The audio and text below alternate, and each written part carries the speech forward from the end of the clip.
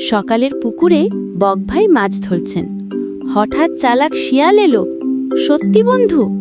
ও বকভাই, তোমার ঠোঁট সবচেয়ে ধারালো, একটা মাছ শেয়ার করো না। বোকা বক বিশ্বাস করল। শিয়ালের চালাকি শুরু। আবার শিয়াল বলে, আরেকটা বন্ধু। বক কি করবে? দ্বিতীয় মাছও গেল। কিন্তু ফ্রগ বন্ধুরা সতর্ক করছে। ফ্রগরা বলছে, বক ভাই সাবধান, শিয়াল খুবই চালাক। শিয়াল আবার চাটুকারিতা করে বলে, তুমি সবচেয়ে ভালো বন্ধু।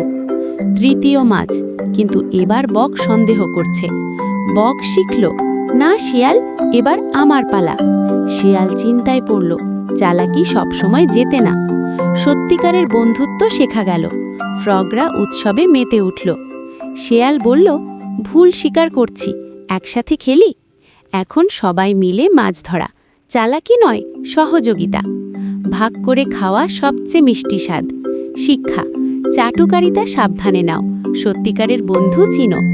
বন্ধুত্বের জয়, চালাকি হারল, ভালোবাসা জিতল।